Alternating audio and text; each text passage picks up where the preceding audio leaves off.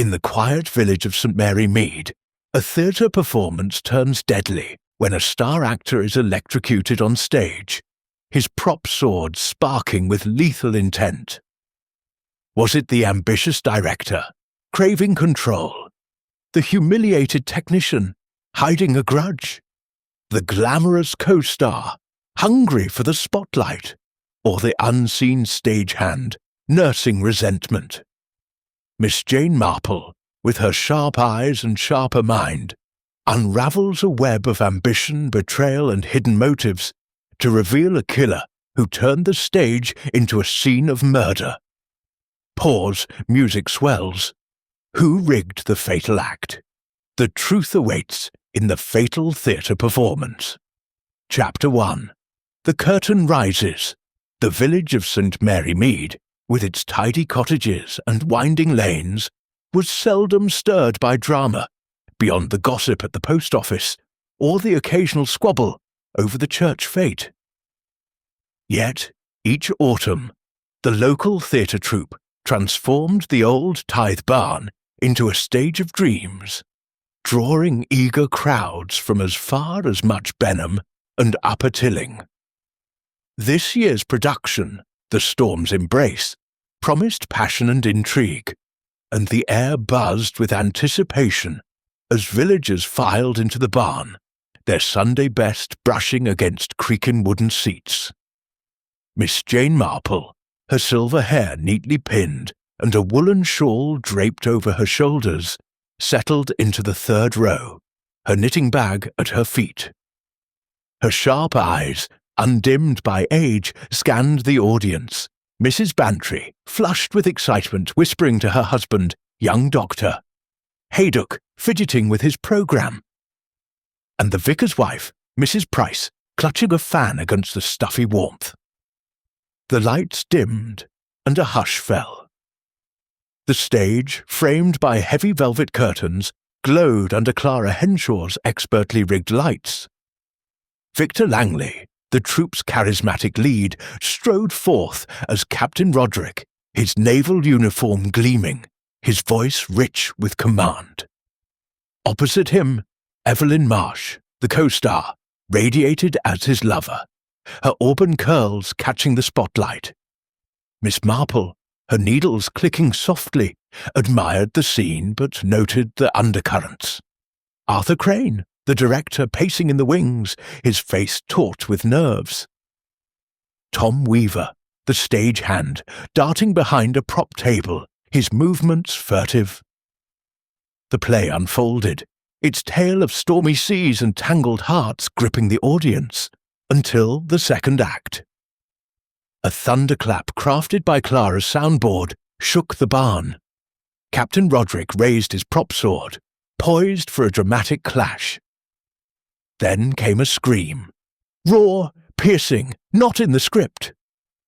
Sparks erupted from the sword's hilt, blue and vicious.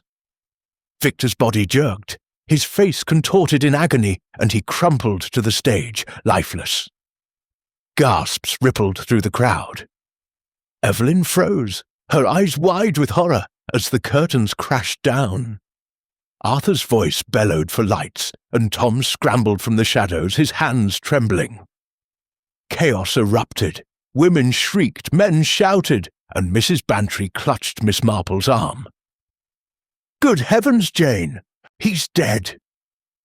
Miss Marple, calm amid the storm, folded her knitting. Her gaze swept the stage, noting the sword still clutched in Victor's hand, its blade glinting oddly under the house lights.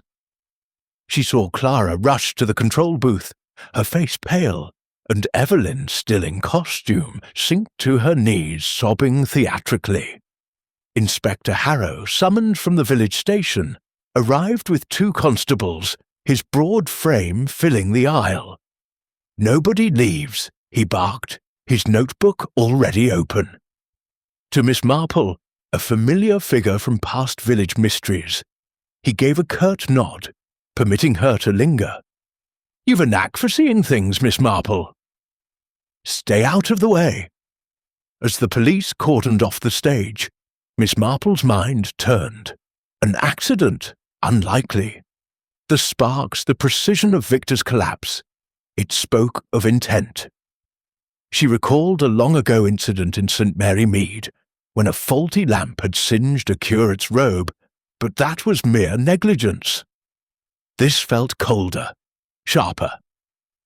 Someone in this theatre, perhaps among the director's bluster, the technician's expertise, the co-star's tears, or the stagehand's silence, had orchestrated a fatal performance. Murder, she murmured, her voice lost in the crowd's clamour, is always a tragedy in 3 acts. Chapter 2. The scene of the crime. The tithe barn, its ancient beams groaning under the weight of tragedy, had transformed from a stage of melodrama to a grim arena of investigation. The audience, ushered out with murmurs of shock and whispers of scandal, left behind a palpable tension that clung to the air like damp fog. Miss Jane Marple remained, her slight figure unobtrusive in the 3rd row, her knitting needles stilled, but her eyes darting with the precision of a hawk. Inspector Harrow, a man of solid build and stolid demeanour, had taken charge, his voice cutting through the chaos as he directed his constables to secure the exits. To Miss Marple, he offered a grudging allowance to stay, recognizing her reputation for unravelling village mysteries. "Observe, Miss Marple, but don't interfere," he said, his tone firm but not unkind. She nodded, her expression serene, though her mind was already threading through the tangle of possibilities. The stage, bathed in the harsh glare of emergency lights, revealed Victor Langley's body, still sprawled where he had fallen. His naval costume, once dashing, was now a pitiful shroud, the prop sword clutched in his rigid hand. The blade, Miss Marple noted, gleamed with an unnatural sheen, as if polished to conceal some tampering. A faint scorched smell lingered, and a thin wisp of smoke curled from the sword's hilt, where wires, not part of any theatrical effect, protruded like venomous tendrils. Inspector Harrow knelt beside the body, his face grim as he examined the scene. "Electrocution," he muttered, gesturing to a constable to summon the coroner. "No accident, this." "Someone rigged that sword, Miss Marple," permitted to approach under Harrow's watchful eye, stepped lightly onto the stage. The floorboards, worn smooth by years of performances, creaked beneath her sensible shoes. She studied the sword without touching it, noting the crude but effective wiring that snaked from the hilt to a hidden junction beneath the trapdoor. The cable, insulated but frayed at one end, suggested a hasty but deliberate act. "Quite precise," she murmured, her voice soft as she adjusted her shawl. "Whoever did this knew the stage's secrets." Harrow glanced at her, his brow furrowed, but said nothing. He was not a man to dismiss her insights, yet he trusted his own methods. Notebooks, timelines, and blunt questions. The suspects, gathered in the wings, were a study in contrasts. Arthur Crane, the director, stood with arms crossed, his florid face flushed with indignation. His dark suit was rumpled as if he'd been pacing for hours, and his eyes darted between the police and the stage. Clara Henshaw, the technician, hovered near the lighting booth, her wiry frame tense, her fingers twitching as if itching to repair the chaos. Evelyn Marsh, the co-star, sat on a prop chair, her auburn curls dishevelled, her stage makeup streaked with tears that seemed, to Miss Marple's discerning eye, a touch too artful. Tom Weaver, the stagehand, leaned against a backdrop, his gaunt face shadowed, his hands shoved deep into the pockets of his workman's jacket. Each, Miss Marple thought, wore their guilt or innocence like a costume, and she intended to see beneath the seams. Inspector Harrow began his interrogations in the green room, a cramped space cluttered with costumes and scripts. Miss Marple, seated quietly in a corner with her knitting resumed, listened as Harrow questioned Arthur Crane first. The director's voice boomed, as if still addressing an audience. "Victor was difficult, I'll not deny it," Arthur said, running a hand through his thinning hair. "Always demanding rewrites, insisting on more lines. But kill him? Preposterous. I needed him. His name drew the crowds." Harrow pressed further, asking about the sword. Arthur claimed ignorance of its wiring, insisting all props were Clara's domain. "I direct the actors, not the machinery," he snapped. Miss Marple's needles clicked steadily, but her mind noted Arthur's defensiveness, the way his eyes avoided the stage. A man of ego, she thought, but was it bruised enough to turn lethal? Clara Henshaw was next, her voice sharp and clipped. "I checked every circuit before the curtain went up," she said, her ink-stained fingers twisting a stray wire she'd picked up absent-mindedly. "The sword was a prop, nothing more." "No one told me it needed electrical effects," Harrow asked about her movements during the performance. Clara admitted to stepping out briefly in the first act to fetch a spare bulb from the storage room, as one of the spotlights had flickered. "I was gone 10 minutes, no, more," she said. "The booth was locked when I left." Miss Marple tilted her head, considering. 10 minutes was ample time for sabotage, and Clara's expertise with wiring made her a candidate. Yet her agitation seemed genuine, and her eyes held a flicker of fear, not guilt. Or was it, Miss Marple wondered, the fear of being caught? Evelyn Marsh entered the green room with the grace of a seasoned actress, her silk dress clinging to her frame, her tears now dried. "Victor was my friend," she said, her voice trembling just enough to stir sympathy. "We trained together in London years ago. He was brilliant, but demanding." She hesitated, as if choosing her words for effect. Harrow asked if she'd handled the sword. "Only during rehearsals," she replied, "and never its mechanics." Her gaze lingered on the floor, avoiding Harrow's scrutiny. Miss Marple, watching closely, noted the faint tremor in Evelyn's hands, the way her fingers brushed her skirt as if to steady them. Grief, perhaps, or a performance to rival her stage role. Miss Marple recalled a young woman in St. Mary Mead, whose tears had masked a calculating heart. Evelyn, she decided, warranted closer observation. Tom Weaver, last to be questioned, shuffled in with a scowl. His voice was low, almost sullen. "I move props, sweep floors, that's all," he said. "The sword was on the prop table before the show."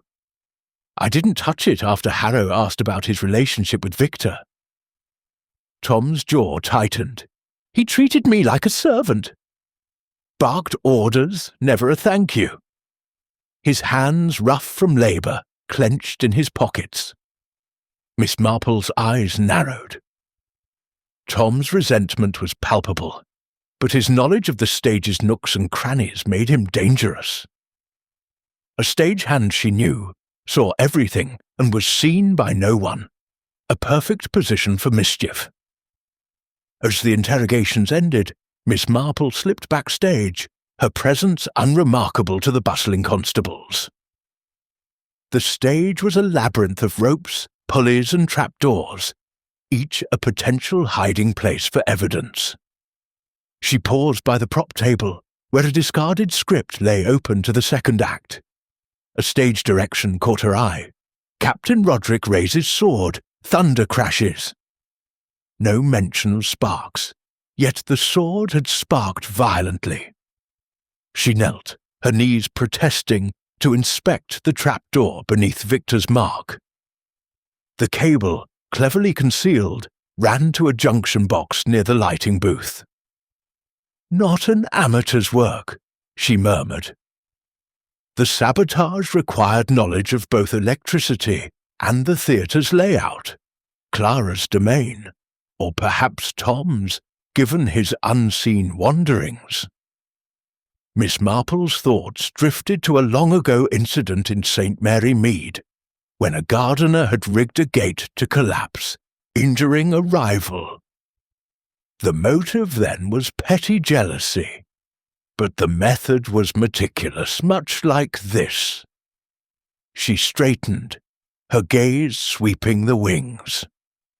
Arthur had been in the audience's view, directing from the front, but Clara had left her post, Evelyn had been on stage, and Tom had roamed freely.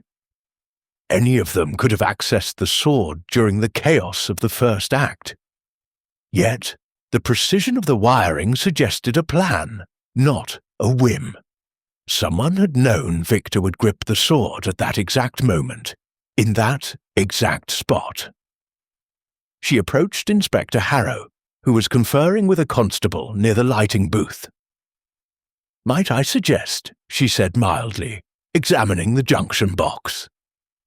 The cable's connection there may tell us something. Harrow, though sceptical, nodded, and a constable pried open the box. Inside, the wiring was a tangle, but one connection stood out. A splice, freshly made, with insulation stripped in a way that suggested haste. "This was done recently," the constable said. Harrow's eyes met Miss Marple's, a flicker of respect in them. "You've a sharp eye, Miss Marple," he said, "but it doesn't narrow our suspects." Miss Marple returned to her seat, her knitting resumed, but her mind was far from idle. The suspect's stories held gaps, like a script with missing pages. Arthur's ego might drive him to control, but not to murder. Clara's absence was convenient, her skills suspect. Evelyn's tears could mask ambition, and Tom's resentment simmered dangerously. Each had opportunity, but motive and method remained elusive. She thought of the village's postmistress, who once overheard a whispered threat and unravelled a theft. Words, Miss Marple knew, revealed as much as actions. She resolved to listen closely, to the suspects, and to the village gossip that always held a kernel of truth. As the coroner arrived, confirming electrocution as the cause of death, Miss Marple's needles clicked a steady rhythm. The barn, with its echoes of applause and tragedy, held secrets in its shadows. Someone had turned a prop into a weapon, and Miss Marple, with her quiet persistence, intended to find them. Murder, she thought, is never a solo act. It requires a cast, and I shall meet them all. Chapter 2. The scene of the crime, the tithe barn, its ancient beams groaning under the weight of tragedy, had transformed from a stage of melodrama to a grim arena of investigation. The audience, ushered out with murmurs of shock and whispers of scandal, left behind a palpable tension that clung to the air like damp fog. Miss Jane Marple remained, her slight figure unobtrusive in the third row, her knitting needles stilled, but her eyes darting with the precision of a hawk. Inspector Harrow, a man of solid build and stolid demeanour, had taken charge, his voice cutting through the chaos, as he directed his constables to secure the exits. To Miss Marple, he offered a grudging allowance to stay, recognizing her reputation for unravelling village mysteries. "Observe, Miss Marple, but don't interfere," he said, his tone firm but not unkind. She nodded, her expression serene, though her mind was already threading through the tangle of possibilities. The stage, bathed in the harsh glare of emergency lights, revealed Victor Langley's body, still sprawled where he had fallen. His naval costume, once dashing, was now a pitiful shroud, the prop sword clutched in his rigid hand. The blade, Miss Marple noted, gleamed with an unnatural sheen, as if polished to conceal some tampering. A faint scorched smell lingered, and a thin wisp of smoke curled from the sword's hilt, where wires, not part of any theatrical effect, protruded like venomous tendrils. Inspector Harrow knelt beside the body, his face grim as he examined the scene. "Electrocution," he muttered, gesturing to a constable to summon the coroner. "No accident, this." Someone rigged that sword, Miss Marple, permitted to approach under Harrow's watchful eye, stepped lightly onto the stage. The floorboards, worn smooth by years of performances, creaked beneath her sensible shoes. She studied the sword without touching it, noting the crude but effective wiring that snaked from the hilt to a hidden junction beneath a trapdoor. The cable, insulated but frayed at one end, suggested a hasty but deliberate act. "Quite precise," she murmured, her voice soft as she adjusted her shawl. "Whoever did this knew the stage's secrets." Harrow glanced at her, his brow furrowed, but said nothing. He was not a man to dismiss her insights, yet he trusted his own methods, notebooks, timelines, and blunt questions. The suspects gathered in the wings were a study in contrasts. Arthur Crane, the director, stood with arms crossed, his florid face flushed with indignation. His dark suit was rumpled, as if he'd been pacing for hours, and his eyes darted between the police and the stage. Clara Henshaw, the technician, hovered near the lighting booth, her wiry frame tense, her fingers twitching as if itching to repair the chaos.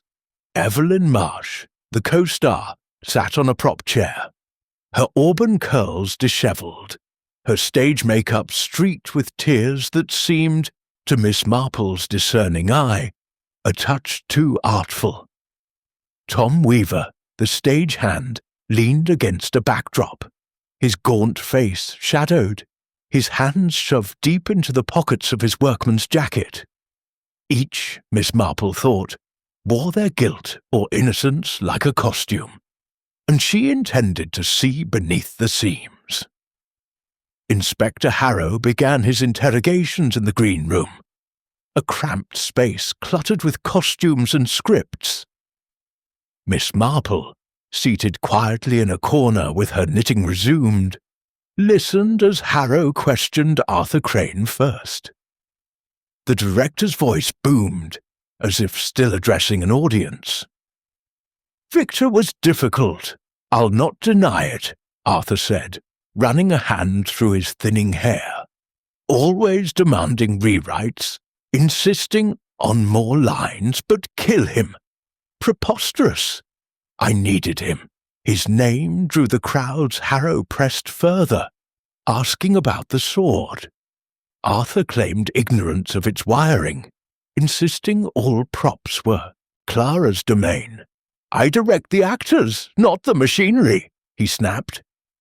Miss Marple's needles clicked steadily, but her mind noted Arthur's defensiveness, the way his eyes avoided the stage. A man of ego, she thought, but was it bruised enough to turn lethal? Clara Henshaw was next, her voice sharp and clipped. "I checked every circuit before the curtain went up," she said, her ink-stained fingers twisting a stray wire she'd picked up absent-mindedly. The sword was a prop, nothing more. "No one told me it needed electrical effects," Harrow asked about her movements during the performance. Clara admitted to stepping out briefly in the first act to fetch a spare bulb from the storage room, as one of the spotlights had flickered. "I was gone 10 minutes, no more," she said. "The booth was locked when I left." Miss Marple tilted her head, considering.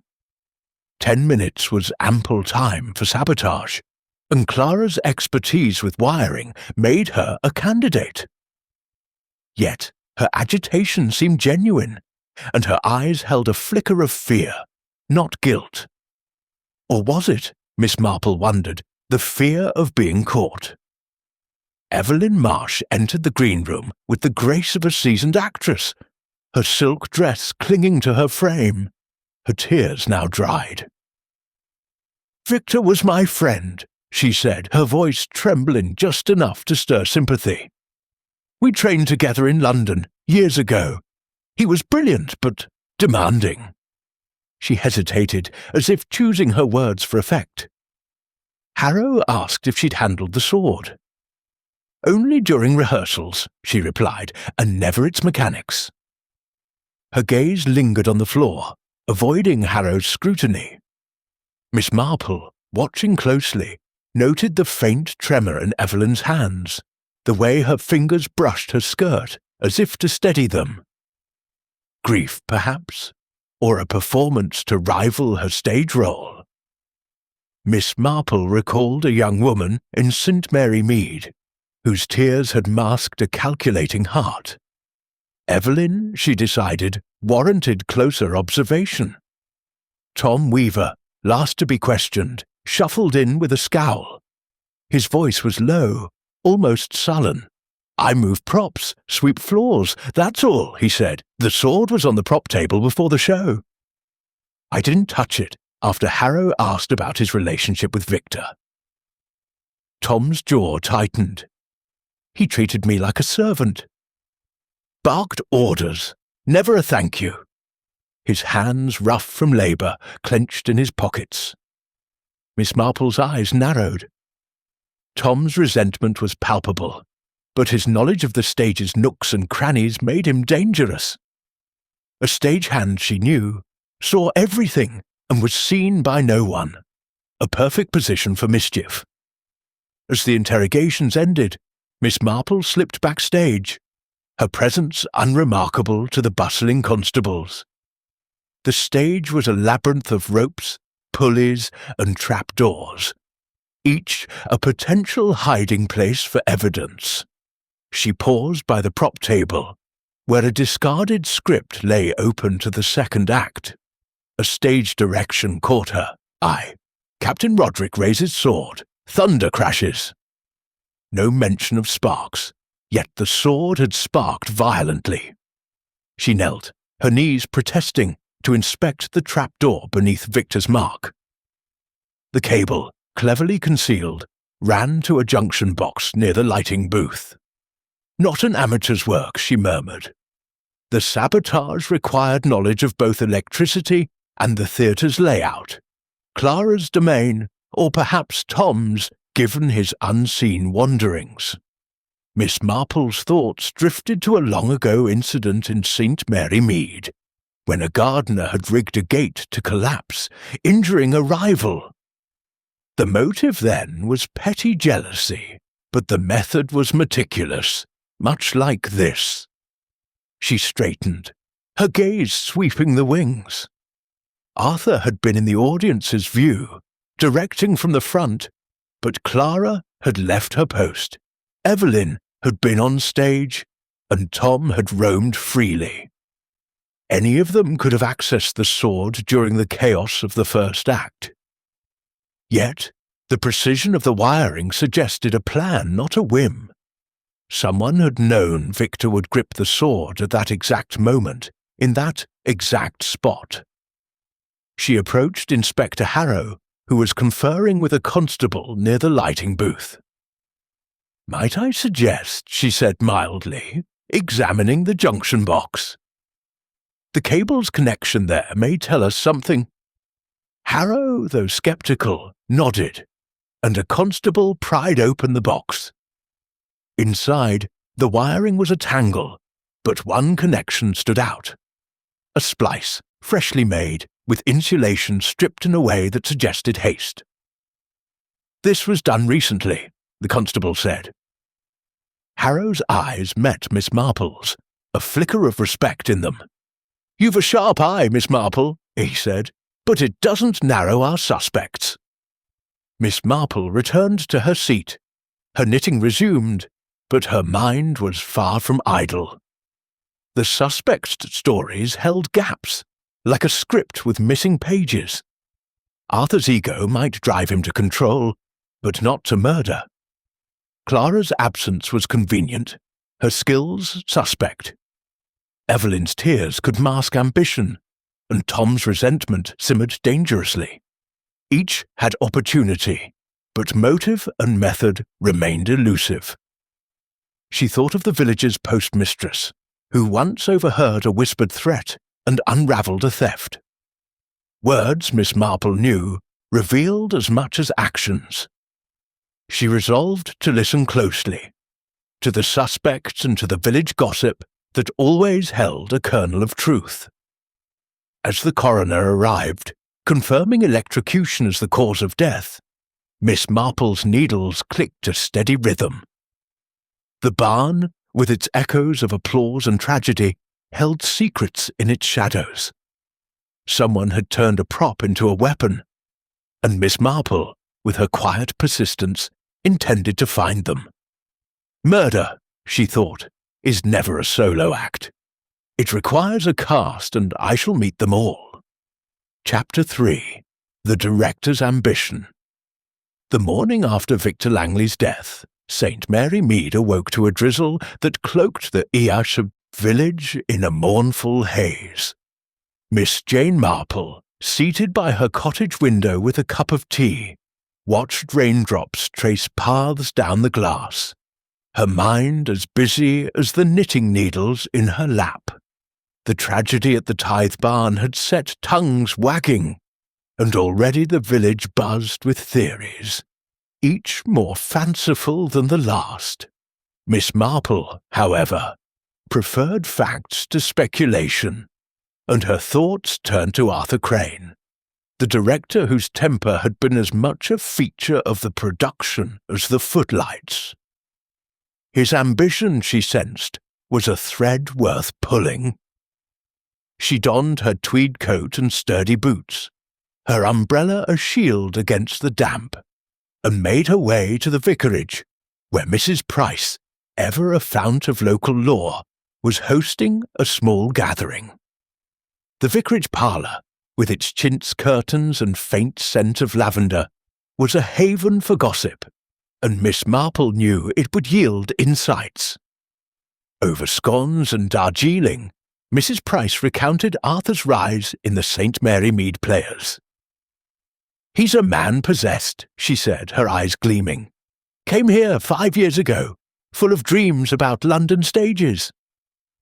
The storm's embrace was to be his triumph, you know, his chance to catch the eye of those West End scouts." Mrs. Bantry, another guest, chimed in. "Victor was his golden goose, but they clashed like cymbals. Arthur wanted a classic tragedy. Victor pushed for melodrama, made Arthur furious." Miss Marple sipped her tea, her expression mild. "And did Arthur ever speak of replacing Victor?" she asked. Mrs. Price leaned forward. "Not in so many words, but at the Blue Ball last month, he was overheard saying Victor was more trouble than he was worth. Mind you, Arthur's all bluster, no spine for murder, I'd wager." Miss Marple's lips twitched. Village gossip, like her knitting, often revealed patterns when examined closely. Arthur's ambition, bruised by Victor's dominance, was a motive worth considering, though she doubted his theatrical flourishes extended to electrical sabotage. Later, Miss Marple visited the Tithe Barn, where Inspector Harrow's men were still combing the stage. Arthur was there, pacing near the proscenium, his face a mask of frustration, as a constable rifled through his prompt book. "This is absurd," he muttered, spotting Miss Marple. "They're treating me like a criminal when I've lost my star." His voice carried the resonance of a man accustomed to commanding attention, but his eyes betrayed a flicker of unease. Miss Marple, clutching her umbrella, offered a sympathetic smile. "A dreadful loss, Mr. Crane. You and Victor worked closely, I presume." Arthur's shoulders sagged, as if the weight of the question pressed upon him. "Too closely," he admitted. "Victor was a genius, but he thought he owned the production. Rewrote my blocking, demanded new lines. Half the cast was ready to mutiny." He gestured to the stage where the fatal sword had been removed for analysis. "I had no hand in that contraption. I don't even know how the lights work." Miss Marple nodded, noting his hands, large, expressive, but unmarked by the calluses of manual work. A director's hands, not a technician's. Yet his control over the production gave him access to every corner of the barn. Could he have orchestrated the sabotage through another's hands? She wandered to the director's table, where scripts and notes lay scattered. A page caught her eye, a diagram of the second act's blocking, with Victor's mark clearly circled, and a note in Arthur's bold script. "Sword raised here. Dramatic pause." No mention of sparks, yet the effect had been lethal. Miss Marple's mind turned to a saint, Mary Mead Fate, where a pompous organizer had nearly caused a fire with a misjudged fireworks display. Arthur's ambition, like that organizer's, might have pushed him to take risks, but murder required a colder calculation. She tucked the thought away, her eyes lingering on Arthur as he argued with a constable over access to his props. At the village hall that afternoon, Miss Marple encountered Dr. Haydock, who had examined Victor's body before the coroner's arrival. Over a cup of weak coffee, he shared his findings. "Electrocution, no doubt," he said, his voice low. "The current was strong. Burns on his hand, heart stopped instantly." Whoever rigged that sword knew what they were doing. Miss Marple tilted her head. And would such work require, say, a director's knowledge of the stage? Dr. Haydock frowned. "Not necessarily. Arthur's no technician, but he knows the barn's layout. Every trapdoor, every cable run. Still, I'd wager on someone with electrical skill Miss Marple's needles clicked softly in her bag." Arthur's role as puppet master made him a suspect, but the strings of this crime led elsewhere. As dusk fell, Miss Marple strolled past the Blue Boar, where Arthur was said to drown his frustrations. Through the pub's fogged windows, she glimpsed him at the bar, his gestures animated as he spoke to the landlord. She did not enter. Gossip would reach her soon enough. But she recalled Mrs. Price's words about Arthur's dreams of London. A man so driven, she thought, might see a rival as a threat. But would he risk his production's success with murder? She considered the other suspects: Clara's technical prowess, Evelyn's ambition, Tom's resentment. Arthur's motive was clear, but his means were uncertain. "Ambition," she murmured, "is a spotlight that blinds as much as it reveals." Returning home, Miss Marple lit her parlour fire and settled with her knitting. The village's whispers painted Arthur as a man of passion, not precision. Yet his control over the storm's embrace gave him power over its players. Had he manipulated one of them, Clara, perhaps, or Tom, to do his bidding? Or was his anger merely a distraction, like a well-timed stage effect?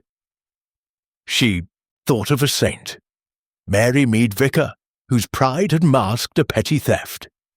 Arthur's pride was grander, but no less fragile. As the fire crackled, Miss Marple resolved to watch him closely, certain that the truth, like a good play, would unfold in its own time. Chapter 4. The Technician's Secret. The drizzle had lifted by midday, leaving St. Mary Mead's lane slick and gleaming under a tentative sun. Miss Jane Marple, her straw hat firmly pinned, walked briskly toward the Tithe barn, her mind sifting through the threads of Victor Langley's murder. The village was abuzz with speculation, but Miss Marple sought clarity, and her thoughts turned to Clara Henshaw, the technician whose deft hands had shaped the theatre's lights and sounds. Clara's expertise, coupled with her brief absence during the fatal performance, made her a figure of interest. Miss Marple, ever attuned to the nuances of human nature, knew that secrets often hid in the quietest corners. The barn was quieter now, the police presence reduced to a single constable guarding the entrance. Inspector Harrow had allowed limited access for the troop to retrieve personal items, and Clara was there, sorting cables in the lighting booth with a precision that bordered on obsession. Her wiry frame moved with purpose, but her eyes, shadowed and restless, betrayed unease. Miss Marple approached, her smile disarming. "Such a tragedy, Miss Henshaw," she said, her voice soft. "You must be dreadfully shaken, managing all those complex systems." Clara glanced up, her fingers pausing on a coiled wire. "It's my job," she said curtly. "I keep things running." "Or I did, until this mess." Her tone was defensive, but Miss Marple noted the faint tremor in her hands, the way her gaze flicked toward the stage where Victor had fallen. "You checked the equipment before the show, I understand," Miss Marple continued, her tone conversational. "Everything in order?" Clara nodded, her jaw tight. "Every circuit, every plug. The sword wasn't even wired when I last saw it. Someone got to it after Miss Marple's eyes wandered to Clara's workbench, a clutter of tools and diagrams. A pair of pliers caught her attention, their handles worn, but their tips marked with fresh scratches, as if used recently on something stubborn. "You were away during the first act, weren't you?" she asked, her voice mild. Clara's eyes narrowed. 10 minutes to fetch a bulb. The booth was locked, and I was back before the interval. Ask anyone." Her words were firm, but Miss Marple sensed a crack in her composure, like a stage light flickering before it failed. Seeking more, Miss Marple visited the village shop, where Mrs. Tuttle, the shopkeeper, was a reliable source of tidbits. Over a purchase of lavender soap, Miss Marple steered the conversation to Clara.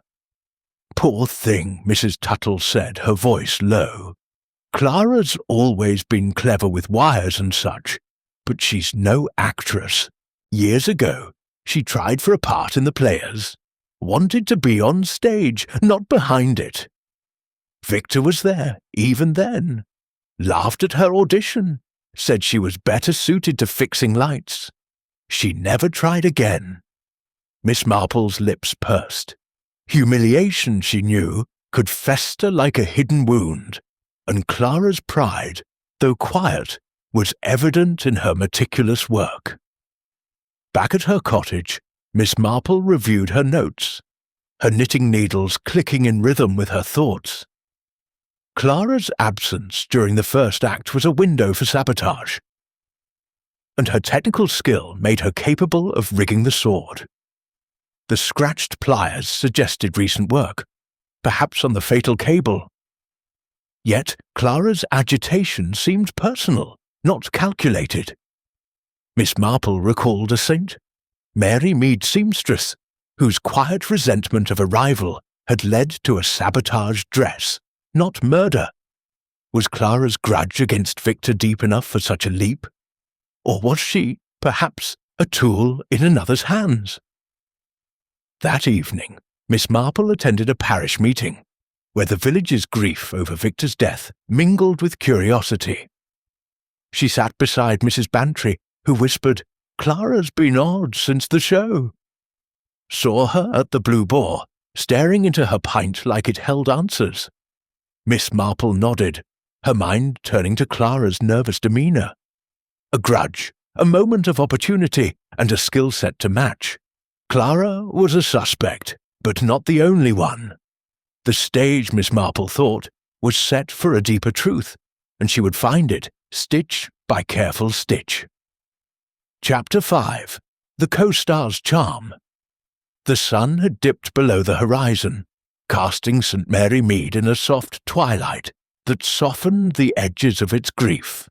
Miss Jane Marple, her knitting tucked into a tapestry bag, made her way to the village hall, where a memorial gathering for Victor Langley was underway.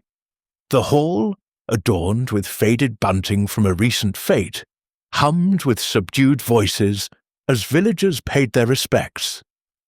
Miss Marple's interest, however, lay not in the eulogies, but in Evelyn Marsh, the co-star whose radiant presence on stage had been matched only by her artful tears after Victor's death. There was something about Evelyn's poise, Miss Marple thought, that warranted a closer look. A performance that might extend beyond the footlights.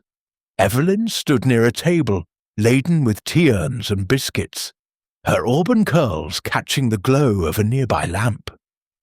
Her silk scarf, tied with theatrical flair, contrasted with the sombre mood. And her eyes, though red-rimmed, held a spark of calculation. Miss Marple approached, her demeanour as unassuming as ever. "My dear Miss Marsh," she said, her voice gentle, "you must be terribly shaken. To lose a colleague so suddenly, and in such a dreadful way."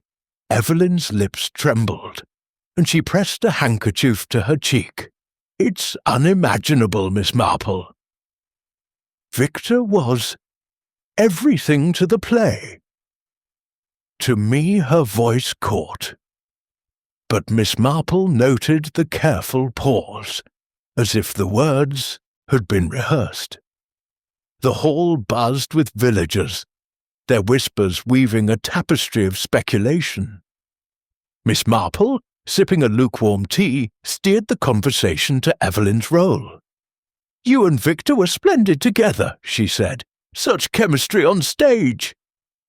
Evelyn's smile was fleeting. "We trained together, years ago, in London. He was always the star, even then. I was lucky to share the stage with him." Her words were warm, but her fingers tightened on the handkerchief, betraying a tension Miss Marple did not miss. "And yet," Miss Marple ventured, "it must be trying, playing second to such a commanding presence." Evelyn's eyes flickered, but she recovered swiftly. "Oh, Victor deserved the spotlight. I was content to support him." Miss Marple's needles, though idle in her bag, seemed to click in her mind. Contentment, she knew, was a mask some wore lightly. She recalled a saint, Mary Mead girl, whose sweet smiles had hidden a fierce rivalry over a suitor. Evelyn's charm was her armour, but what lay beneath? Later, Miss Marple slipped into the Tithe barn, where a constable permitted her a brief visit to retrieve a mislaid shawl, a pretext she used with practised ease. The barn was dim, its stage bare without the bustle of rehearsal. She made her way to Evelyn's dressing room, a cramped nook filled with the scent of powder and roses. The mirror was framed with clippings of Evelyn's minor roles, provincial theatres, a small part in a London revue. Tucked beneath a script was a letter, its edges worn, an invitation to audition for a West End production, conditional on a standout performance in The Storm's Embrace. Miss Marple's lips pursed. Ambition, she thought, was a powerful spur, and Victor's dominance might have threatened Evelyn's chance at glory. She examined the dressing table further, noting a vial of nail polish, its cap loose, and a faint chip on the bottle's edge, as if it had been knocked against something hard. The polish matched Evelyn's nails, which Miss Marple recalled as slightly marred during their earlier meeting. A small detail, but Miss Marple knew small details could unravel great crimes. She thought of the sword's cable, its rough insulation requiring a firm grip. Could Evelyn's delicate hands have managed such a task? Or had she, perhaps, persuaded another to act for her?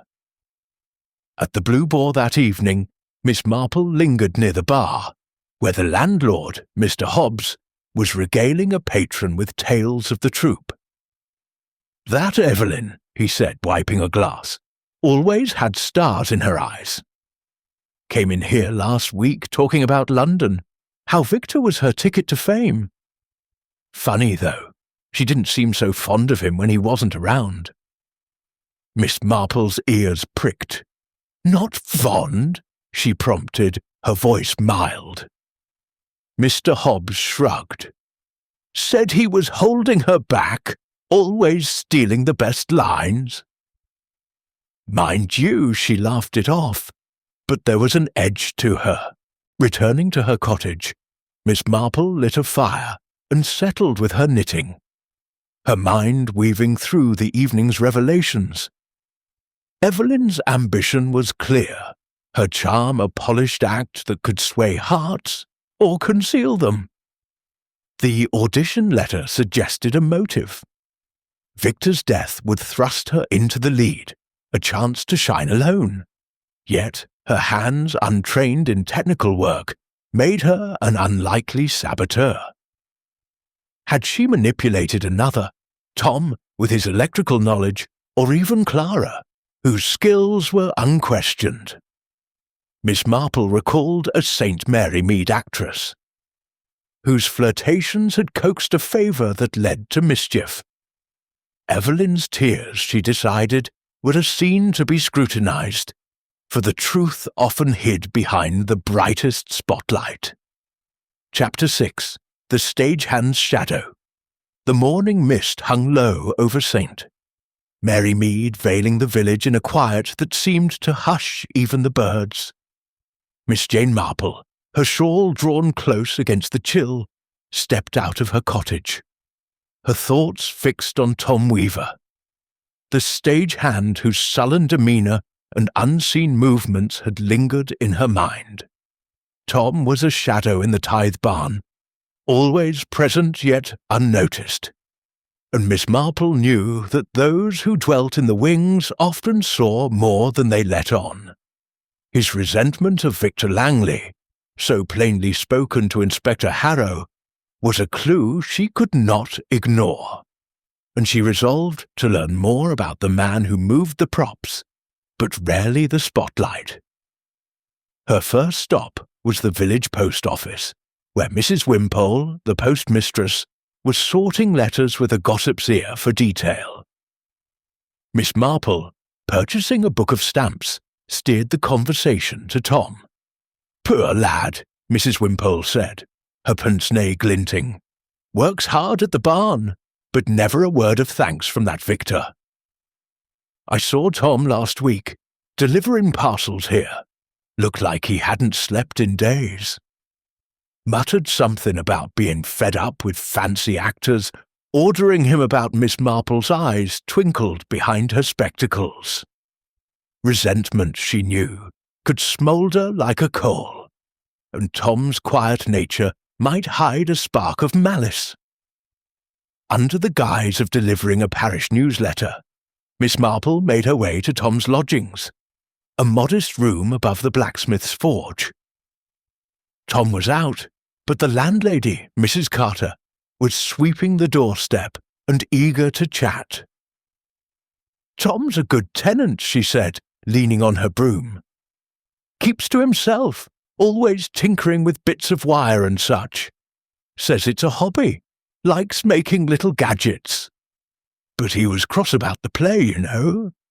Said Victor treated him like dirt, shouting at him over a misplaced prop." Mrs. Carter lowered her voice. "Found a stack of books in his room once. all about electricity. Odd for a stagehand, don't you think? Miss Marple nodded, her mind noting the detail.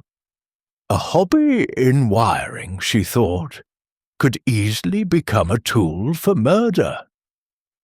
At the Tithe Barn, Miss Marple found Tom adjusting a backdrop, his movements quick but precise. The stage was nearly empty, save for a constable cataloguing props, and the air carried the faint tang of scorched metal from the fatal sword.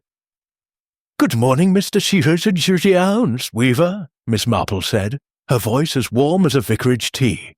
"You must find this all very trying, with the police about." Tom's eyes flicked up, wary but not hostile.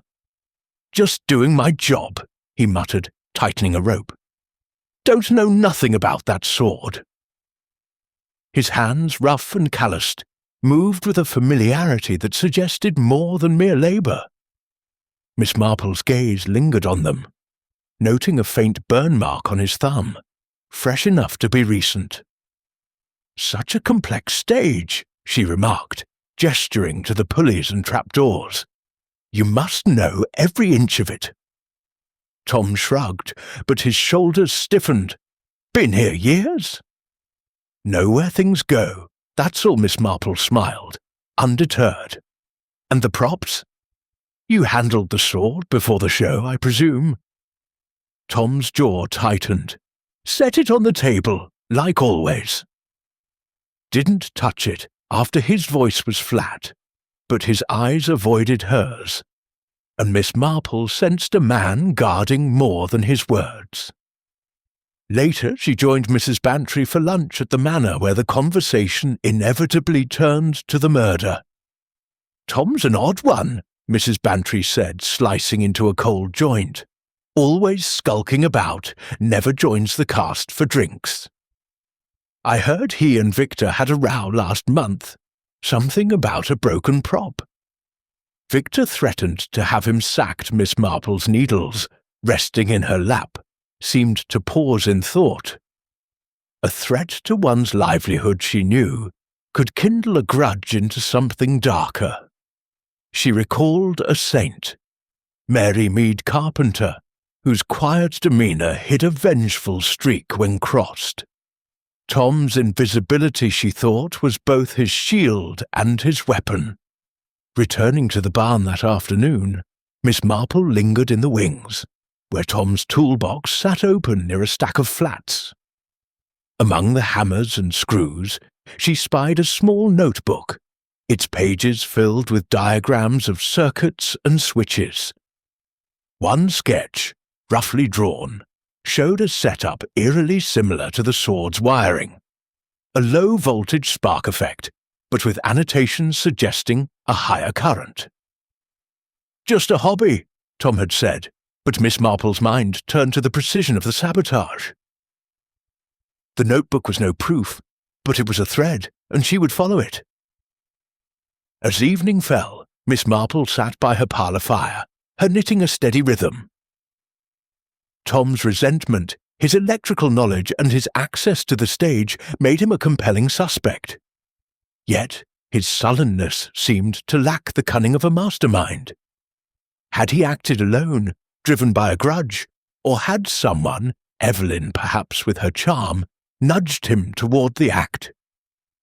Miss Marple thought of a village boy, once coaxed into mischief by a cleverer mind.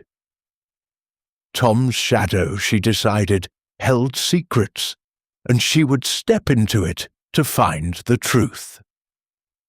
Chapter 7. The Furor Web of Motives. The late afternoon sun filtered through the lace curtains of Miss Jane Marple's cottage, casting delicate patterns on the parlour floor. She sat in her favourite armchair, a shawl draped over her shoulders, her knitting needles moving with a rhythm that mirrored the steady ticking of her thoughts. The murder of Victor Langley had woven a complex tapestry in Saint.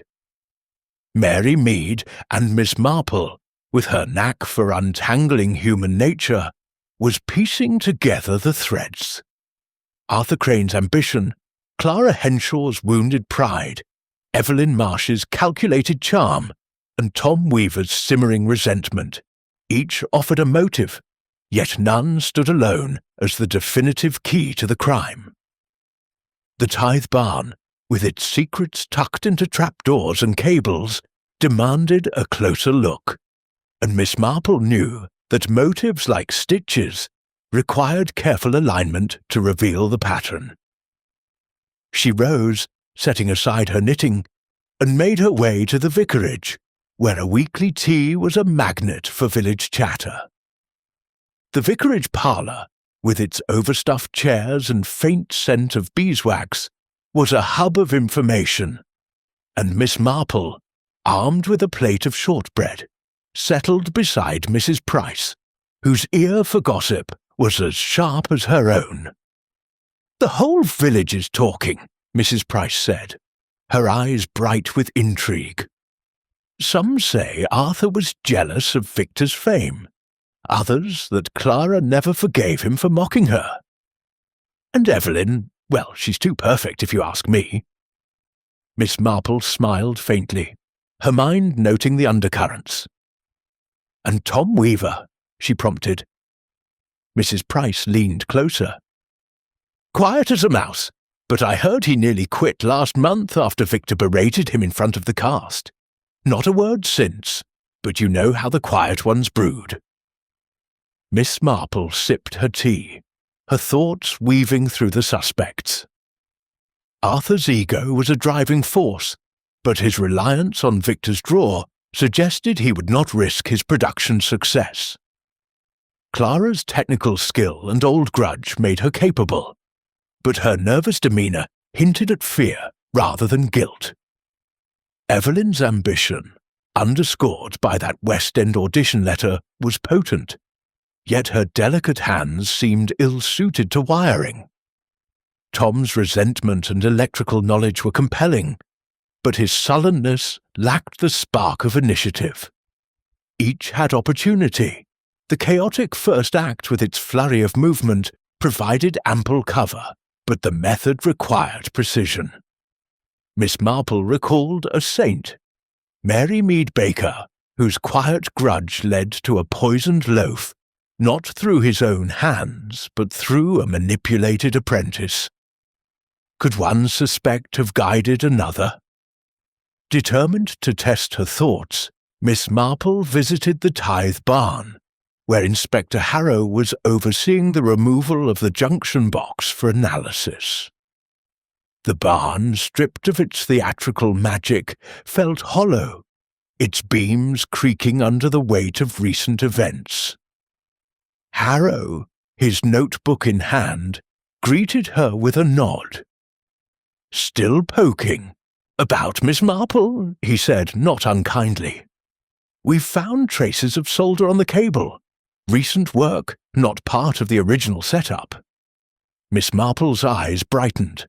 "Solder requires skill, does it not?" she asked. Harrow nodded. "Clara's the expert, but Tom's no stranger to tools." Even Arthur might have learned a trick or two. Directing that lot, Miss Marple's lips pursed. Solder suggested intent, not impulse, narrowing the field to those with technical know-how. She wandered to the prop room, where costumes hung like ghosts of the performance. A discarded prompt book, its pages dog-eared, caught her eye. It was Arthur's, but a margin note in a different hand, neat, almost feminine, read, "Check sword for Act 2 effect." The handwriting was not Clara's, whose scrawl was angular, nor Tom's, whose notes were blocky. Could it be Evelyn's? Miss Marple tucked the observation away, her mind turning to the stage's layout. The trapdoor beneath Victor's mark, where the fatal cable had been hidden, was accessible to all during rehearsals, but only someone familiar with the barn's quirks could have rigged it undetected. Clara and Tom were the likeliest, yet Evelyn's presence on stage and Arthur's oversight could not be dismissed. Over dinner at the Blue Boar, Miss Marple overheard a conversation between two villagers, their voices low but audible. "Evelyn was cosy with Tom last week," one said. "Saw them talking by the stage door. Her all smiles." Odd, since she barely notices him usually. Miss Marple's needles, imagined in her mind, clicked faster. Had Evelyn's charm worked on Tom, leveraging his skills for her gain? She thought of a saint, Mary Mead housemaid, persuaded by flattery to steal for another. Motives were intertwining, and Miss Marple sensed a collaboration, though its shape remained elusive. Returning home, she lit her parlour fire and resumed her knitting, her thoughts as precise as her stitches. The murder was a performance staged with care, and the suspects were players in a drama of their own making. Arthur's ambition might have driven him to eliminate a rival, but his hands were clean of technical work. Clara's grudge and skill made her dangerous, but her fear suggested she was no mastermind.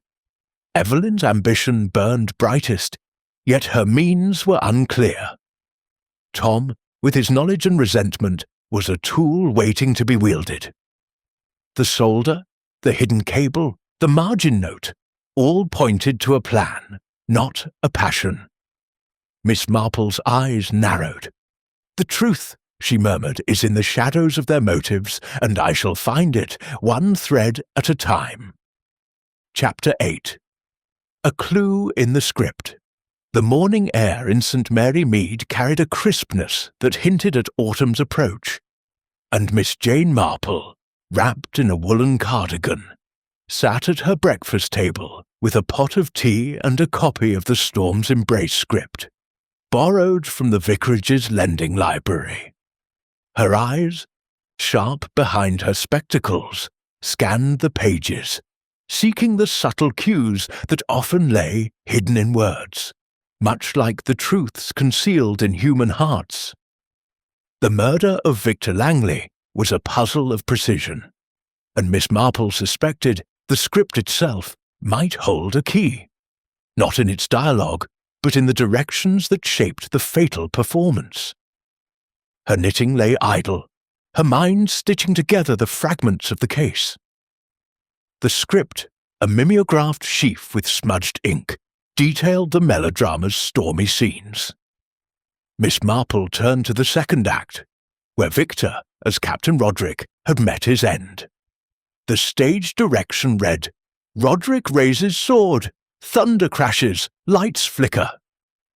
She paused, her finger tracing the line. No mention of sparks, yet the sword had erupted in a deadly blaze. A recent addition, perhaps. She recalled Arthur Crane's claim that Victor had insisted on a dramatic effect, but his tone had been vague, his eyes evasive. Miss Marple's lips pursed. Scripts, like people, could be altered, and she needed to know who had shaped this one. She ventured to the tithe barn, where the police had all but withdrawn, leaving only a constable to guard the stage. The barn's air was heavy with dust and memory, its silence broken by the creak of a loose board. Miss Marple, under the pretext of returning a borrowed program, gained access to the director's office, a cluttered nook off the wings. There, among Arthur's scattered notes, she found another copy of the script, its margins crowded with annotations. One, in a neat looping hand, caught her eye. "Sword effect, spark for impact, Act 2, Scene 3. The handwriting was not Arthur's bold scrawl, nor Clara's angular jot, nor Tom's blocky print. It was delicate, almost feminine, and Miss Marple's thoughts turned to Evelyn Marsh. To confirm her suspicion, she visited Evelyn's dressing room, now cleared of most personal items, but still redolent of her rosewater scent. A stray script, overlooked by the police, lay beneath a pile of costume sketches. Miss Marple opened it, her fingers careful, and found the same stage direction, in the same neat hand. Sword effect, spark for impact. The ink was fresh, the page uncreased, suggesting recent addition. Evelyn, she recalled, had been on stage during the fatal moment, her role requiring her to stand mere feet from Victor. Could she have suggested the effect, knowing it could be turned deadly? Miss Marple's mind flickered to a saint. Mary Mead seamstress, whose innocent suggestion of a new pattern had masked a scheme to ruin a rival's gown. Seeking more, Miss Marple called on Mrs. Bantry at the Manor, where a late morning coffee was an opportunity for discreet inquiry. Mrs. Bantry, ever eager to dissect village affairs, poured a second cup and leaned forward. "Evelyn's been odd, you know," she said. "I saw her at rehearsal last week, arguing with Arthur about the second act. She wanted something memorable, she said, kept going on about effects to steal the show." Miss Marple's eyes narrowed. "And did she mention the sword?" she asked. Mrs. Bantry nodded. "Oh, yes. Said it needed flair, something to make the audience gasp. Arthur wasn't keen, but Victor liked the idea. Thought it'd make him shine Miss Marple's needles, imagined in her mind, clicked softly. Evelyn's ambition, cloaked in charm, was taking shape. At the village hall, where a sewing circle provided cover for gossip, Miss Marple listened as Mrs. Price recounted a tidbit. Evelyn was seen with Tom Weaver, you know, by the stage door. She was all smiles, asking him about wiring for effects. Odd, since she's never bothered with him before. Miss Marple's thoughts quickened. Tom's electrical knowledge, coupled with Evelyn's persuasion, could have birthed the fatal spark. She recalled a saint, Mary Mead Gardiner, coaxed by a kind word into a petty theft he thought harmless. Had Evelyn planted the idea, leaving Tom to execute it? Returning to her cottage, Miss Marple spread the script before her fire, her tea cooling as she studied the evidence. The spark effect, absent from the original script, was a deliberate addition, and Evelyn's handwriting linked her to it. Her ambition for the West End, threatened by Victor's dominance, gave her motive. Yet her lack of technical skill suggested a partner, Tom perhaps, whose resentment made him pliable, or even Clara, whose expertise was unmatched. The script was a clue, but not the whole story. Miss Marple's eyes gleamed. "Words," she murmured, "are the stage on which motives dance, and I shall watch their steps closely." Chapter 9. The Technician's Alibi. The sky over St. Mary Mead was a leaden grey, the clouds heavy with the promise of rain. As Miss Jane Marple stepped out of her cottage, her umbrella tucked under one arm and her tapestry bag slung over the other. The village, still reeling from Victor Langley's murder, buzzed with a nervous energy, and Miss Marple's thoughts were fixed on Clara Henshaw, the technician whose expertise made her a linchpin in the Tithe Barns tragedy. Clara's brief absence during the first act, coupled with her technical prowess, had raised suspicions, and Miss Marple, with her knack for seeing beyond the surface, sought to test the threads of Clara's story. A motive rooted in old humiliation was plausible, but an alibi, like a well-placed stitch, could either hold firm or unravel under scrutiny. Miss Marple made her way to the village shop, where Mrs. Tuttle, ever eager to share a tidbit, was arranging jars of preserves. Over a purchase of peppermint drops, Miss Marple gently steered the conversation to Clara. "Such a clever girl," Mrs. Tuttle said, her hands busy with a cloth. "Always fixing things, radios, lamps, you name it. but she's been jumpy since the play. Came in here the day after buying aspirin, looking like she hadn't slept." Miss Marple's eyes twinkled. "And did she mention the performance?" she asked. Mrs. Tuttle nodded. "Said she felt awful, being away when it happened. Showed me a receipt for a bulb she bought that night. Said it proved she was out." Miss Marple's lips pursed. A receipt was a prop, and props could be staged. At the tithe barn, Miss Marple found Inspector Harrow reviewing notes near the lighting booth, his brow furrowed with the weight of an unsolved case. Clara was there, coiling cables with a mechanical precision, her face pale and her eyes shadowed. "Miss Henshaw," Miss Marple said, her voice as warm as a summer breeze, "you must be weary of all these questions." "It's a terrible strain." Clara's hands paused and she gave a curt nod. "Just want it over," she muttered.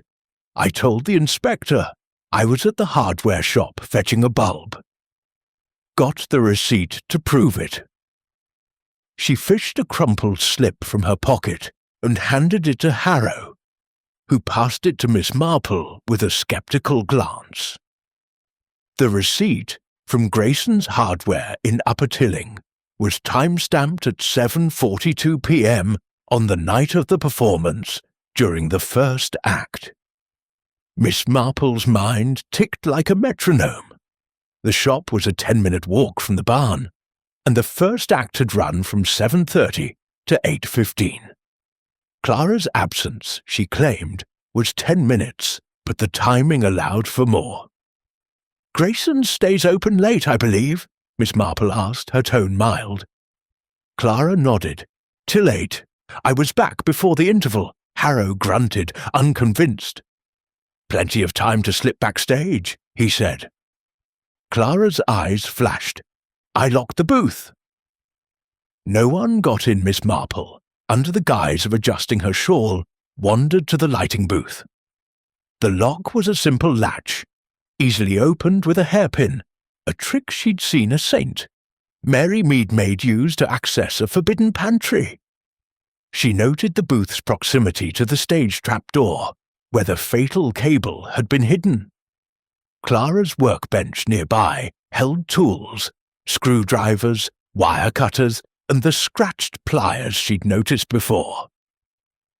A spool of insulated wire, identical to the swords, lay half unravelled. "You manage so much here," Miss Marple said, turning to Clara. "Did you ever work on the sword's effects?" Clara's jaw tightened. "Never. It was just a prop till someone messed with it." Seeking more, Miss Marple visited Grayson's Hardware, a cluttered shop smelling of oil and sawdust. Mr. Grayson, a wiry man with a ledger's memory, confirmed Clara's purchase. "Came in just before closing," he said. "Bought a bulb, paid cash, left quick." Seemed in a hurry. Miss Marple's mind turned. A quick purchase left time to return to the barn, and Clara's expertise could have rigged the sword in minutes. Yet her agitation suggested something else. Guilt, fear, or perhaps knowledge of another's act. Miss Marple recalled a saint, Mary Mead Grocer, whose alibi held until his nervous glances betrayed a lie. At the Blue Boar that evening, Miss Marple lingered near the bar, where Mr. Hobbs, the landlord, was polishing glasses.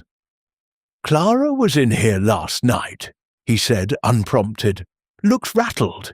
Kept muttering about the barn's wiring. Said she'd checked it a dozen times, but someone could have got to it." Miss Marple's needles, imagined in her mind, clicked softly. Clara's insistence on her innocence was vehement, but her knowledge of the stage's systems made her a suspect, or a witness. Had she seen something during her return, or was she covering her own tracks? Back at her cottage, Miss Marple sat by the fire, her tea cooling as she reviewed the receipt's implications. Clara's alibi was plausible, but not airtight. The scratched pliers, the wire spool, her absence, all pointed to opportunity and means. Her old humiliation at Victor's hands provided motive, but Miss Marple sensed a deeper layer. Clara's fear, her restless eyes, suggested she knew more than she told. Was she protecting herself, or another? Miss Marple thought of a village girl whose silence shielded a friend's misdeed. Clara's secret, she decided, was a thread that might lead to the truth, if only she could pull it gently enough. Chapter 10. The Co-Star's Confession. The afternoon light filtered through the stained-glass windows of St. Mary Mead's Church, casting a mosaic of colours across the pews where Miss Jane Marple sat, her hands folded over her tapestry bag. The village was settling into an uneasy calm, but the murder of Victor Langley lingered like a shadow over its cobblestoned lanes. Miss Marple's thoughts were fixed on Evelyn Marsh, whose polished tears and ambitious heart had drawn her scrutiny. The neat handwriting in the script, the chipped nail polish, the whispers of her charm working on Tom Weaver, all pointed to Evelyn as a central figure in the drama. Miss Marple, with her quiet persistence, knew that a confession, even a partial one, could unravel the tightest knot, and she resolved to probe Evelyn's facade. She began her day at the vicarage, where Mrs. Price was hosting a charity tea, a perfect setting for village gossip. Evelyn, invited as a guest of honour due to her stage prominence, stood near a table of cucumber sandwiches, her silk dress a soft contrast to the sombre mood. Her smile was gracious, but Miss Marple noted the faint strain in her eyes, like an actress playing a role too long. Approaching with a cup of tea, Miss Marple offered a sympathetic look. "My dear Miss Marsh," she said, her voice as gentle as a breeze, "you've borne this tragedy with such grace. It must be so hard." Losing a friend like Victor, Evelyn's lips trembled, and she dabbed her eyes with a lace handkerchief. "It's unbearable, Miss Marple," she said, her voice catching. "Victor was irreplaceable. We shared so many dreams." Her words were heartfelt, but Miss Marple's keen gaze caught the slight hesitation, the way Evelyn's fingers clutched the handkerchief a fraction too tightly. "You were close, then?" Miss Marple asked, her tone inviting confidence. Evelyn nodded, her eyes dropping to the floor. "We trained together in London. He was always the star, but he helped me believe I could be one too." The words were warm, but Miss Marple sensed a chill beneath them, like a stage light dimming unexpectedly. Pressing gently, Miss Marple said, "I heard you suggested a spark effect for the sword." Such a clever idea for the play. Evelyn's smile faltered, her hand brushing her skirt. "Oh, it was just a thought, to make the scene unforgettable." Victor loved it. Her voice was light, but her nails, Miss Marple noted, bore a fresh chip, the polish flaking as if scraped against something rough. The image of the sword's coarse cable flashed in her mind, and she recalled a saint, Mary Mead girl, whose nervous habit betrayed a lie. "And did you help with the effect?" Miss Marple asked, her eyes soft but searching. Evelyn shook her head quickly. "No, that was Clara's domain. I only act." Her reply was too swift, and Miss Marple's needles, imagined in her mind, clicked with purpose. Later, Miss Marple called on Evelyn's mother, Mrs. Marsh, at their modest cottage on the village outskirts. Under the pretext of delivering a church circular, she was invited in for tea. The parlour was filled with mementos of Evelyn's career, playbills, a faded headshot, a programme from a London fringe show. Mrs. Marsh, a frail woman with proud eyes, spoke warmly of her daughter. "Evelyn's worked so hard," she said, pouring tea. "That West End audition was her dream, but Victor, he could be cruel. Told her she'd never outshine him, not in 1,000 years." Miss Marple's lips pursed. "How distressing," she said. "Did she speak of it often?" Mrs. Marsh sighed. "Only once, last week. Said she wanted his role, just to prove him wrong. But then she cried. Said she didn't mean it like that." The words hung heavy, and Miss Marple's thoughts turned to Evelyn's tears. Grief, or a performance to mask intent.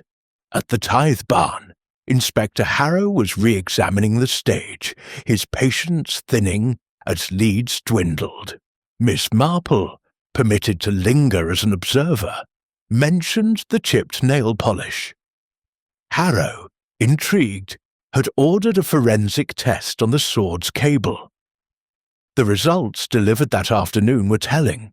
A single fingerprint, smudged but identifiable, matched Evelyn's. "It's not enough for a conviction," Harrow grumbled, "but it puts her near the cable." Miss Marple nodded, her expression serene. "And her nails, Inspector, have you noticed them?" Harrow frowned, then sent a constable to summon Evelyn. Confronted in the green room, Evelyn's composure wavered. "I might have touched the sword in rehearsal," she said, her voice trembling. "We all did." But when Harrow pressed about the cable, her eyes widened and she faltered. I didn't mean for this to happen," she whispered, her hands twisting in her lap. "Victor was going to ruin me, my audition, my future. He said he'd tell the London producers I wasn't ready." Her voice broke and tears spilled, but Miss Marple watched closely, noting the practiced cadence. "Did you rig the sword, Miss Marsh?" Harrow asked bluntly. Evelyn shook her head, her curls bouncing. "No, I only suggested a spark. I thought it would scare him, make him falter." Her words trailed off, and Miss Marple's mind sharpened. A scare or a calculated step toward murder?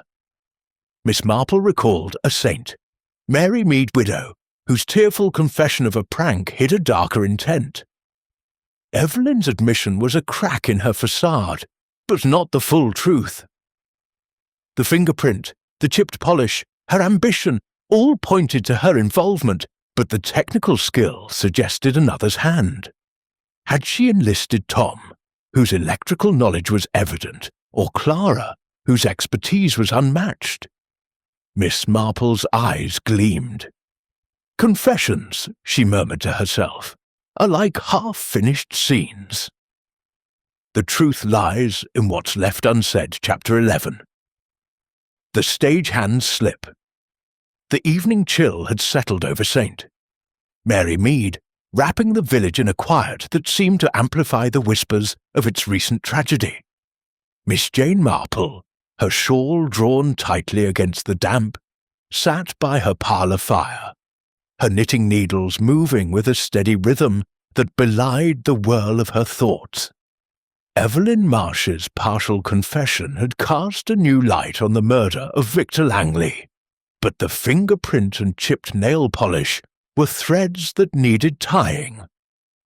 Miss Marple's mind turned to Tom Weaver, the stagehand whose electrical knowledge and quiet resentment made him a shadow in the Tithe Barn's drama. His sullen admission of tinkering with effects, coupled with Evelyn's mention of a scare, suggested a connection, and Miss Marple resolved to probe the stagehand's reticence for the truth. The next morning she ventured to the Tithe Barn, where a light rain pattered against the roof, giving the old structure a mournful air. The police presence had dwindled, but Inspector Harrow remained, his notebook now a fixture as he re-examined the stage's trapdoor. Tom was there, adjusting a spotlight with a focus that seemed to shut out the world. His gaunt face, shadowed by a cap, bore the weariness of a man under scrutiny, and his hands, marked by that faint burn, moved with a deftness that spoke of familiarity with technical work. Miss Marple approached, her umbrella dripping onto the floorboards. "Good morning, Mr. Weaver," she said, her voice as warm as a vicarage hearth. "You've a steady hand with those lights." It must take great skill. Tom's eyes flicked up, guarded but not hostile. "Just doing my job," he muttered, tightening a bolt. "Not much. Skill in it," Miss Marple smiled, undeterred. "Oh, but I've heard you're quite clever with wires and such." "A hobby, I believe?" Tom's shoulders stiffened, and he set down his wrench with a clink. "Something to pass the time," he said, his voice low. "Doesn't mean I touch that sword." His denial was firm, but Miss Marple noted the way his fingers twitched, as if itching to conceal something. She recalled a saint, Mary Mead boy, whose nervous tics had betrayed a stolen apple.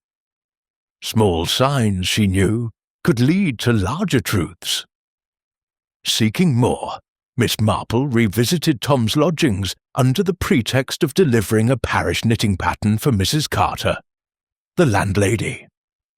Mrs. Carter, wiping flour from her hands, welcomed her into the kitchen, where the scent of baking bread mingled with the tang of coal. "Tom's been out of sorts," she said, pouring tea. "Ever since the play, he's been holed up with those books of his. Wiring diagrams, circuits, all sorts. Found one open on his table yesterday. Looked like something for a spark effect." Miss Marple's eyes brightened behind her spectacles. "Indeed? And did he mention the play at all?" Mrs. Carter frowned. "Only that Evelyn asked him about effects last week. Said she wanted something special for the show. He seemed flattered, poor lad." At the barn, Miss Marple lingered in the wings, where Tom's toolbox sat open near a stack of props.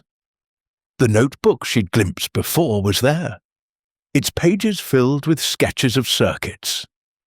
One diagram, meticulously drawn, showed a setup for a spark effect, with annotations for a low-voltage current, but a marginal note, in Tom's blocky hand, suggested a higher voltage, enough to be lethal. "Just experimenting," he'd said. But Miss Marple's mind turned to the sword's rigging, its solder and wires a match for such a design. She tucked the notebook back, her thoughts racing. Tom's skills were undeniable, but his motive, resentment of Victor's arrogance, seemed too raw for such precision. Had someone guided his hand? Inspector Harrow, summoned by a constable, agreed to question Tom again. In the green room, with its faded posters and musty air, Tom sat hunched, his cap pulled low. Harrow, his patience fraying, held up the notebook. "This yours, Weaver?" "Looks like a blueprint for what killed Langley." Tom's face paled, his burn-marked thumb rubbing against his palm.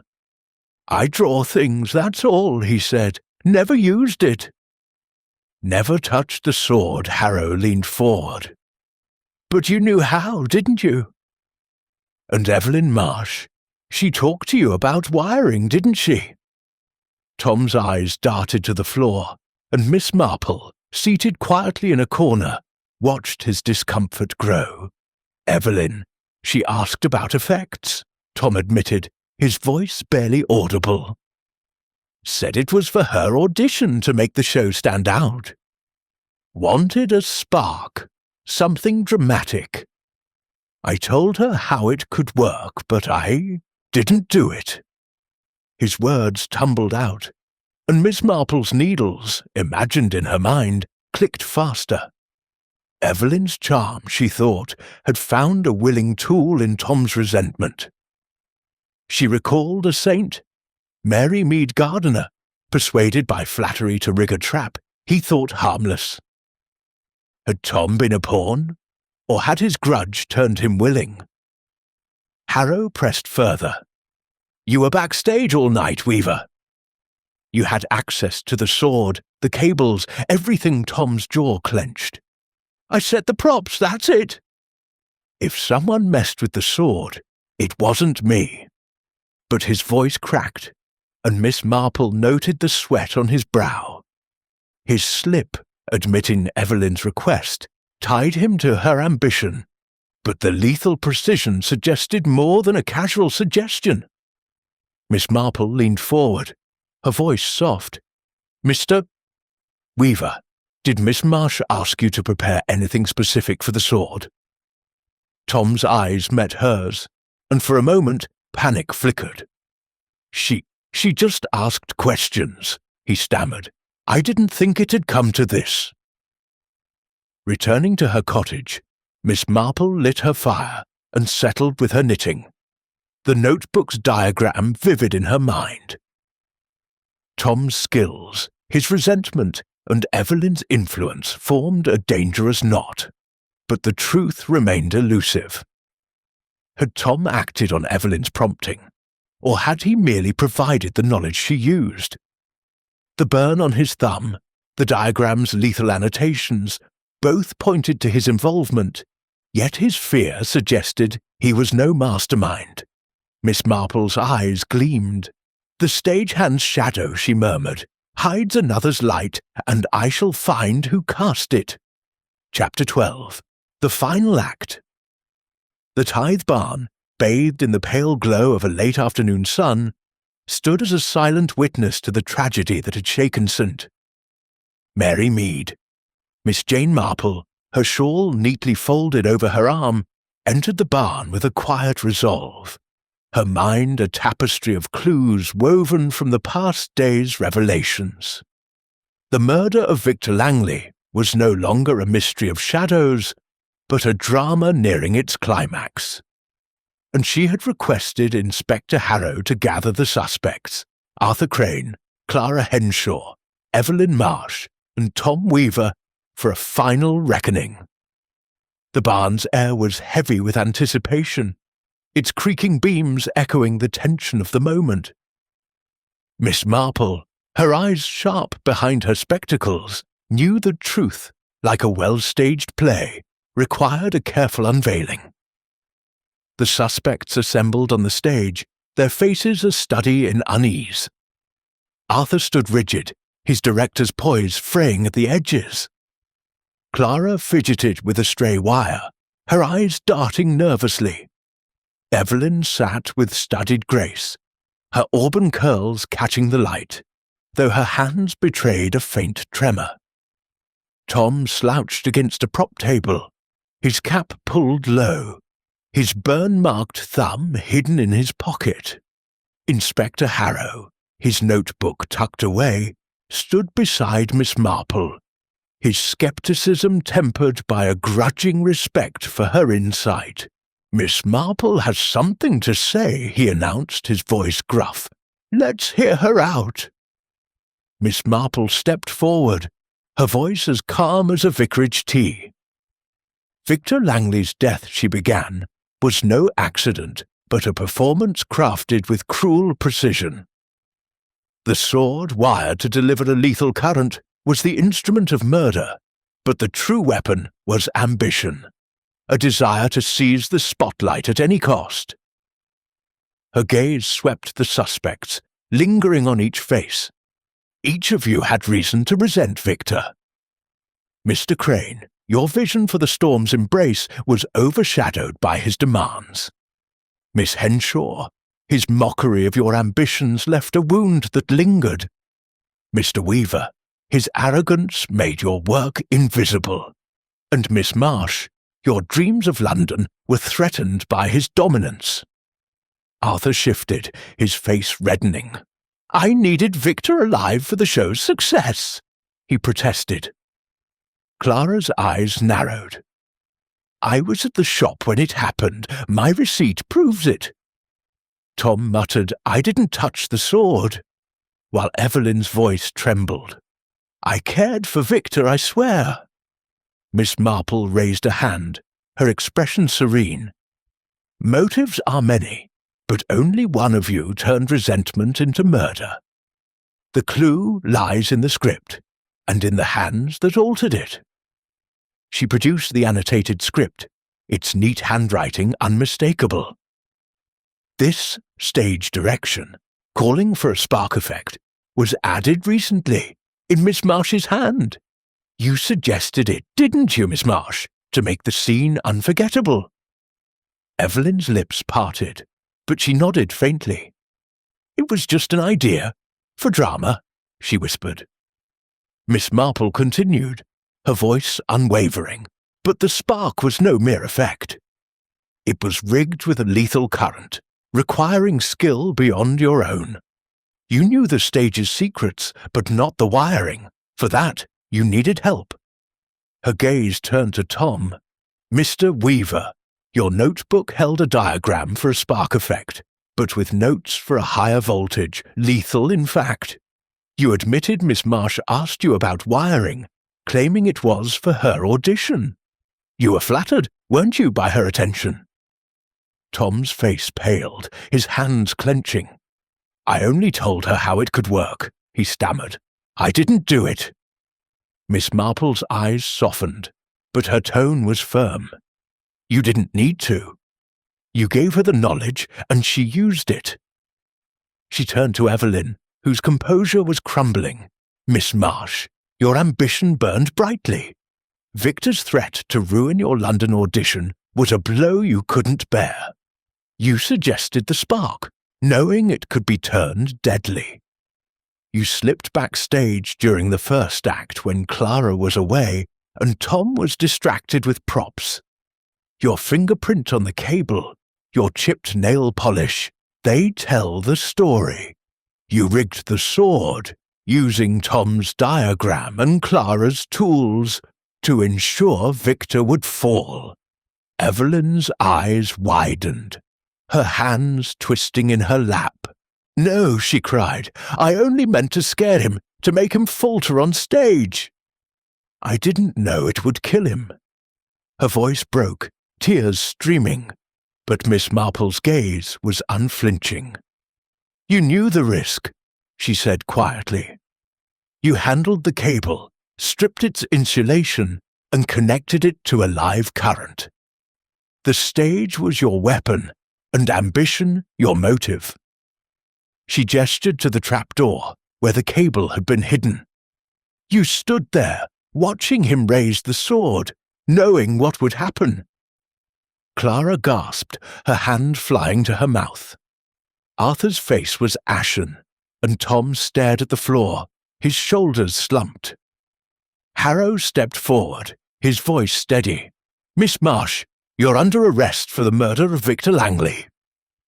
Evelyn's sobs filled the barn, as a constable led her away, her silk dress trailing like a fallen curtain. Miss Marple folded her hands, her expression sombre. "Ambition," she said softly, "is a dangerous stage, and some will do anything to claim its light." As the barn emptied, Miss Marple lingered, her eyes tracing the stage's worn boards. She thought of a saint, Mary Mead actress, whose charm had masked a betrayal, and how the smallest clues, a fingerprint, a chip of polish, had unravelled a grand performance.